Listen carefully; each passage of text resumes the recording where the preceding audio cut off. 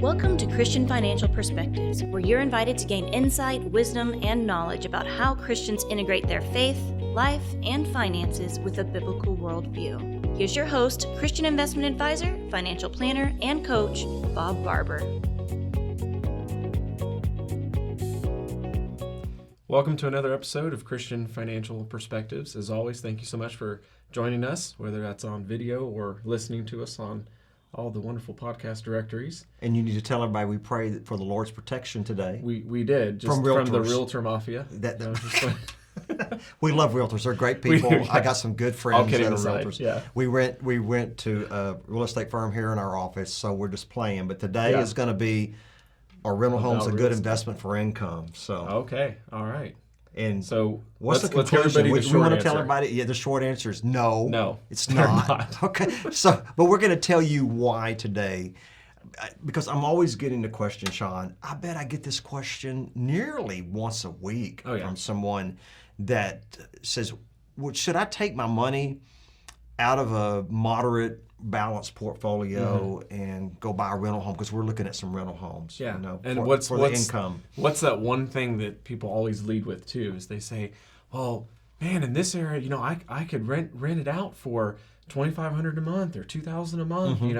And they're looking at what they have on their home, because maybe they already have a home in the area, but they've had it for a while, and they're paying $900 a month, so they're doing the math like, well, that's pretty good. It's like, okay, but hold on. Yeah, because it computes. You think about it. So I did some research, and about a $400,000 home in our area, and just so all of you know, a lot of you I know are not in our area. Our area is between Austin and San Antonio, and I know it is a pretty hot real estate area, but a home that will rent for about $2,000 a month, and actually we're going to use an example. Maybe $2,100. That's the actual example, because I went and looked online, and what the homes in a certain area were renting for per month, and it was an average of $2,100, and the average sales price was $400,000. Gotcha. Not $4,000. That'd be good. Yeah. $400,000. So an average of $400,000 rental home. And an average of about $2,100 per month for the gross rental income. So it sounds good, right? Because you got $25,000 that you could make on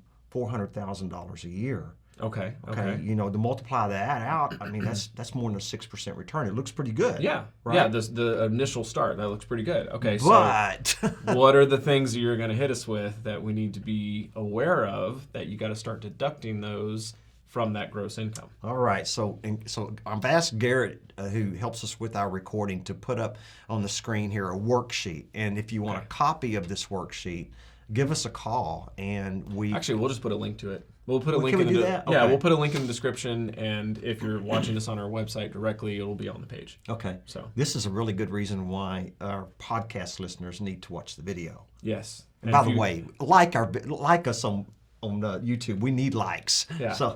And subscribe, all the good things. Comment. Yeah, all the good things. All right. So what we did was I took the annual gross revenue, and this is in our own town, but I think it's very typical of the Central Texas region as well. Yeah.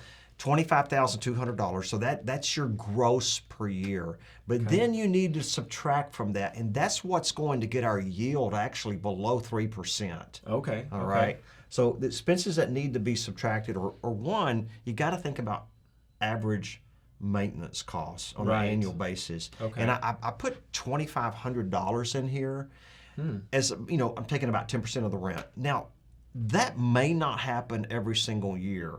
Right. But when you have that deductible on the roof because we have a hailstorm come through. Yep. Or Which for us, when we were, as the time recording this, it was earlier this year, there's a hailstorm in this area, and there's a lot of people ahead of it. Well, there's a lot of hailstorms in the springtime in this area. Another thing would be a lot of air conditioners were breaking this summer because we had such a hot summer. Well, that reminds me too of like painting. That sometimes you have to repaint. I know even for this building that we have here, that our office building, we had to repaint, and obviously for a larger office building, it's going to be a little more expensive than the average rental home, but that can get expensive. It can. So while you may not have that $2,500 every year, you think of it every 4 years there may be a $10,000 event, right. or every 3 years there may be a $7,500 event. So it's going to average out. So you're kind of budgeting for that. Right. You may not have seen that come out of the checking account this year, but it's more of you need to earmark that each year to make sure that when something comes up, whether it's 4 years or 6 years or whatever it is, that you have it available and you're not kind of holding the bag. And that's going to directly affect your yield because right. that's coming off of the $25,200 per year. So you have to subtract that. Okay. The second thing I have in there, I think that is smart for everyone to have, is they need liability coverage. Right. They need to have an umbrella policy that goes over that. Not only that, I believe it's very important if you own rental homes that you need to have each rental home in a limited partnership. Not one limited partnership that owns that owns a lot of right. homes, but each individual home needs to be an individual limited partnership. The reason I say that is because if there were to be a slip and fall or somebody were to hurt right. themselves, they can't get a hold of, if you had 3 rental homes, they couldn't get a hold of gotcha. all 3 of them, okay? So it's very important that you break that liability up per home, all right? So I've got an average cost in there of just a couple $100. I think that's very, very reasonable. Here's the big one, especially in Texas, and I think a lot of Californians that are moving here are being surprised. Mm-hmm. They don't realize that our property taxes are so high here. Mm-hmm. We may not have an income tax in the state of Texas, but they make it up on the property taxes. Yeah. So you got to figure about $2, right at $2 per, I think it's per thousand. And right. so it computes out here on a $400,000 house at around $7,500 to $8,000 per year. That comes directly out of that $25,200 right. again. Right, because try not paying your property taxes and see how long you keep that rental home. Try not paying it even on your own home. Yeah, and to that's clarify, why I say, don't do that. Make sure you pay the taxes. That's why I say you never really own your home in Texas. I mean, yeah. or some of the other states that have you just pay off the primary loan at some point, and then you pay your minimum rent from the government. Exactly. Yeah, that's right. So that has to come out of there. Okay. Then we have the annual cost of property and casualty insurance. I verified this with a few sources. It's going to be about $1,800 a year. Okay.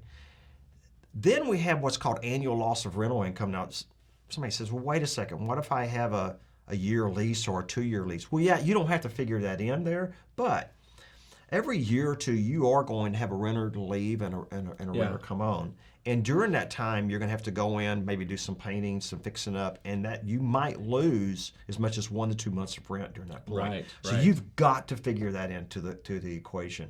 Yeah, and again, that's kind of one of those where it's not so much that you lost $2,100 that year. It's more so of, okay, let's say you did have a tenant who was on a 24-month lease, right? And then they decide to move somewhere else. Right. Maybe they decide they're going to buy a home now. Right.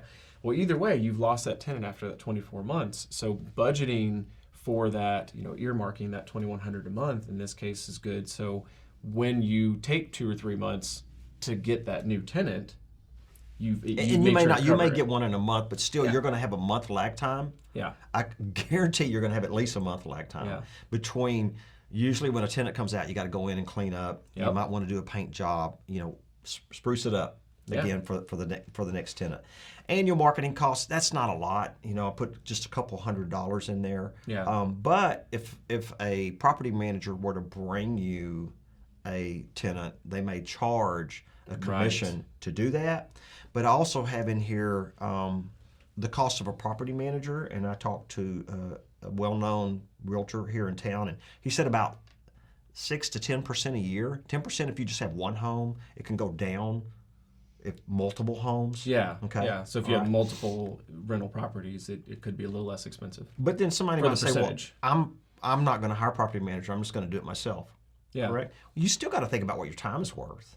That's a good point. Yeah. Yeah. You're going to spend at least a couple hours every month, maybe collecting the rent, checking on the renters. Especially if you have to go over and fix a dishwasher or something like that. So you've got to figure that in at a couple $100 a month. Gotcha. Right? Okay. So now, that's total. You have that at about $2,500 that's for the correct. year. Okay. Now you notice on my chart here what I did was I did put an annual cost of mortgage. That's if you were to finance it, but in this case I don't have financing this home at all. Yeah, so this is assuming your best case scenario where maybe you had cash and could buy the home outright. Yeah. And not having the mortgage. So obviously all these numbers that we're looking at, if you also have to add in the cost of the mortgage, you're going to be negative cash flow. You're going to be negative. Yeah, you're going to be negative cash flowing every single year. Now remember, we're talking about, are rental homes are they good for income? Right. Okay. Are they a good investment for generating income? I'm not including appreciation in this, and especially right now because things are so overvalued. Right. Okay. Right. But normal appreciation on real estate, if you get back to the norm. Right. Not the last couple years. No, but the norm for the last 80 years is going to be 3 or 4% a year. Gotcha. All right. Okay. So, but just as far as just yield and income, when you total all of this up, we're at $16,800. That has to come away from the $25,200. So we're left with $8,400 as our net profit after expenses. That's right. Or the earmarked expenses. Right. That's correct. Okay. Those expenses are going to be there. All of these expenses are going to eventually be there. This is going to be, I feel very confident about this. And one of the reasons is I came from a family, a dad that was in the business for 45 years. He owned a lot of rental homes. Yeah. And I never could figure it out. Why? When you built homes too. Yeah. So I mean, you back in the 80s, I did. You've been involved in various aspects of that. So I have a family that was from the building business and real estate business. So the bottom line is your yield comes out in this case scenario on a $375,000 to $400,000 home. And by the way, this area I looked in, that was the low. There were some homes that were $450,000 to $500,000. Right. So I'm really being conservative on these numbers. Okay. That annual yield came out to be 2.1 to 2.24%. That's if you do not have a mortgage on the property. Gotcha. Okay. And Bob, really, I guess for those watching or listening, that 2.1 to 2.4, you would be basing that on, okay, you're going to have this property for at least say 4 years.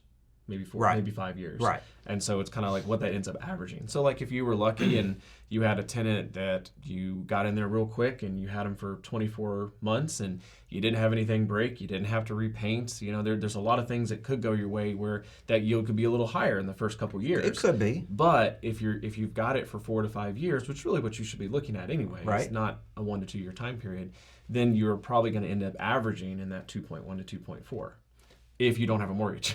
Now, Shawn, I look at that and I think about this, and you see what I've got there on the bottom of my worksheet.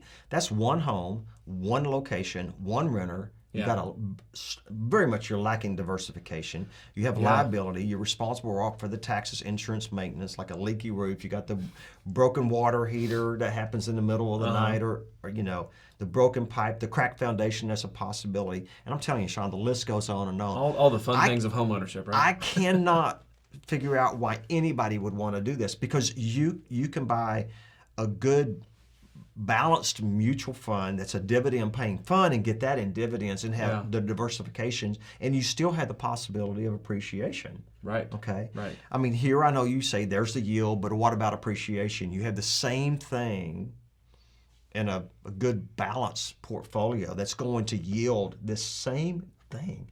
Why? Yeah. Why would you not? The added benefit, though, is when you're in a balanced portfolio, is that it's a liquid investment. It's not. It is. That's true. It's very liquid. You don't have to put it on the market. You don't have to pay real estate commissions. You don't have to pay all the title fees. Yeah. Just to get rid of the thing can run you 7 to 10%. Right. So you have to make up for all that. And so it sounds like again, as we said at the beginning, the answer to the question that is buying a rental home as an investment good for generating income? The answer is no. It's not. I'm sorry to tell you, but even it's in not. the best circumstance, it's really not. Based on, and I can back this up. It's based on history. I got the worksheet right here. Like I said, you're going to put a down link where they can just pop on that. So Good we deal. should be able to have it on the podcast episodes as well. So if you are listening, whether it's on your phone, you're on the computer, you should be able to click on the episode and click that link from there. So now, anytime this phone call we get once a week. Yeah, we made the one on gold. We'll just now we have this one on right? real home. Yeah, they're like, what is a good investment? Okay, we'll tell you. Thank you for listening today. If you would like good financial advice that's based on a fiduciary advisor. Exactly. Okay. Sorry. Based on the fiduciary advisors, where it's about you. We're not going to put you in anything commission based. So you're the one that pays us, and we don't have any conflict of interest here. Right. Okay. Yep. So give us a call at 830-609-6986 during business hours, or you can text that number as well during business hours, or visit us on our website at Christian Financial Advisors, just like it's written right here, .com. Thank you again for joining us. God bless, and until next time. Thank you so much for watching. If you enjoyed that video, be sure to like and comment, and subscribe to our channel so you can get future updates. You can also follow us on social media, handle shown on screen. In the meantime, check out one of these other videos.